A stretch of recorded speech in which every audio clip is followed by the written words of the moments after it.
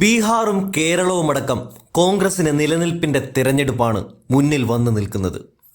ഇവിടെ എങ്ങനെ മുന്നോട്ട് പോകണമെന്ന കാര്യത്തിൽ ചില കടുത്ത തീരുമാനങ്ങൾ കൈക്കൊള്ളുകയാണ് ഹൈക്കമാൻഡ്. ബ്രിട്ടീഷുകാരെ ആട്ടിയോടിച്ച് സ്വാതന്ത്ര്യം നേടി ദാരിദ്ര്യത്തിൻ്റെയും രോഗങ്ങളുടെയും കലാപത്തിൻ്റെയും പടുകുഴിയിൽ വീണു കിടന്ന ഈ രാജ്യത്തെ നേരെ നിർത്തിയ പാർട്ടിയാണ് ഇന്ത്യൻ നാഷണൽ കോൺഗ്രസ്.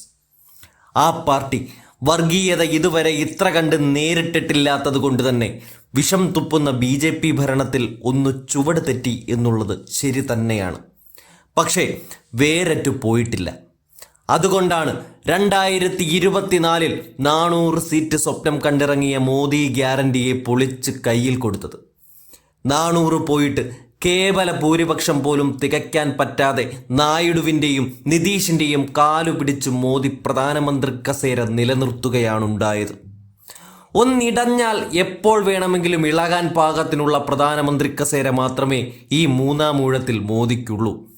അത് സംഭവിച്ചത് കോൺഗ്രസിൻ്റെ മുന്നേറ്റം ഒന്നുകൊണ്ടും മാത്രമാണ്. അവിടെ 100 സീറ്റ് തികച്ച് രാഹുൽ പ്രതിപക്ഷ നേതാവായതുമൊക്കെ ഈ പാർട്ടി തളർന്നിട്ടില്ല എന്ന് തന്നെയാണ് കാണിക്കുന്നത്. പക്ഷേ ഈ നേട്ടത്തിൻ്റെ ആയുസ് പിന്നീട് വന്ന ഹരിയാന, മഹാരാഷ്ട്ര തെരഞ്ഞെടുപ്പോടെ ഇല്ലാതാവുകയായിരുന്നു. ഒരിടത്തും സർക്കാർ രൂപീകരിക്കാനാവാതെ വീണ്ടും കോൺഗ്രസ് കുപ്പുകുത്തുന്ന കാഴ്ചയാണ് നമ്മൾ കണ്ടത്. ഹരിയാനയിലും മഹാരാഷ്ട്രയിലും വിജയിക്കാൻ ആവശ്യമായ എല്ലാ രാഷ്ട്രീയ പരിസരവും കോൺഗ്രസിന് അനുകൂലമായിരുന്നിട്ട് പോലും ഭൂരിപക്ഷം തികയ്ക്കാൻ കോൺഗ്രസിനാവാതെ കുഴഞ്ഞപ്പോൾ BJP കളം നിറയുകയാണുണ്ടായത്. തിരഞ്ഞെടുപ്പിൽ കനത്ത അട്ടിമറി നടന്നു എന്നും സുതാര്യമായ തിരഞ്ഞെടുപ്പല്ല തെരഞ്ഞെടുപ്പ് കമ്മീഷൻ നടത്തിയത് എന്നും ബോധ്യങ്ങളുണ്ടായിട്ടും ജനാധിപത്യ വിരുദ്ധത മറനീക്കി പുറത്തു വന്നെങ്കിലും ഭരണം BJP കൈയാളുകയാണുണ്ടായത്. അവർ സർക്കാർ രൂപീകരിക്കുകയും ചെയ്തു. അതുകൊണ്ടാണ് ഇനി നടക്കാനിരിക്കുന്ന ഓരോ സംസ്ഥാന തെരഞ്ഞെടുപ്പും കോൺഗ്രസിൻ്റെ നിലനിൽപ്പ് പോരാട്ടമാണ് എന്ന് പറയാനും കാരണം.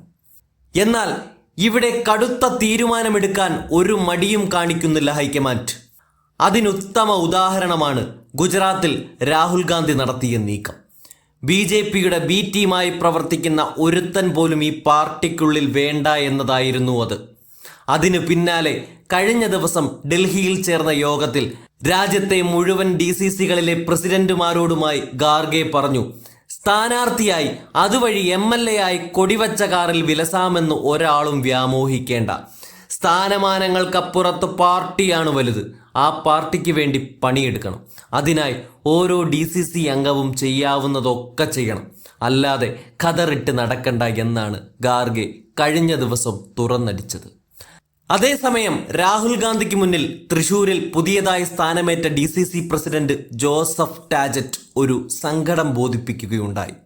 അതായത് ജില്ലയിൽ എല്ലാ നേതാക്കളെയും ബോധ്യപ്പെടുത്തി ഒരു തീരുമാനമെടുക്കാൻ ബുദ്ധിമുട്ടാണ് എന്നായിരുന്നു ജോസഫ് ടാജറ്റിൻ്റെ പരിഭവം. സംസ്ഥാനത്ത് BJP ആദ്യമായി ലോക്സഭയിലേക്ക് അക്കൗണ്ട് തുറന്ന തൃശൂരിലെ DCC പ്രസിഡന്റിൻ്റെ പരിഭവം ദേശീയ നേതാക്കൾ കേട്ടു. 6 മുൻ DCC പ്രസിഡന്റുമാരും 4ഓളം മുതിർന്ന നേതാക്കളുമുള്ള ജില്ലയാണ് തൃശൂർ. ഓരോ തീരുമാനമെടുക്കുമ്പോഴും ഓരോ നേതാക്കൾക്കും പല അഭിപ്രായമാണ്. AICC പറയും പോലെ തീരുമാനമെടുക്കാൻ പലതരത്തിലുള്ള സമ്മർദ്ദം നേരിടേണ്ടി വരും. എല്ലാവരെയും ഒന്നിപ്പിച്ച് ഒരു തീരുമാനമെടുക്കൽ പ്രയാസമാണ് എന്നും ജോസഫ് ടാജറ്റ് കാര്യങ്ങൾ വിശദീകരിച്ചപ്പോൾ, ഒരു ഗ്രൂപ്പിലും ചേരരുത്, എങ്ങാനും അങ്ങനെ ചേർന്നാൽ പുറത്താക്കുമെന്ന മുന്നറിയിപ്പും താക്കീതും നൽകിയാണ് രാഹുൽ മറുപടി പറഞ്ഞ് അവസാനിപ്പിച്ചത്. അതായത് പാർട്ടിക്കകത്തോ പുറത്തോ ഏതാണ് വേണ്ടത് എന്നാണ് ഇപ്പോൾ ഹൈക്കമാൻഡ് ചോദിക്കുന്ന ചോദ്യം. ചുരുക്കം പറഞ്ഞാൽ രണ്ടും കൽപ്പിച്ച് കോൺഗ്രസ് എന്ന വൻമരത്തെ വീണ്ടും നിലയുറപ്പിക്കാനുള്ള കടുത്ത തീരുമാനം തന്നെയാണ് ഹൈക്കമാൻഡ് കൈക്കൊള്ളുന്നത്.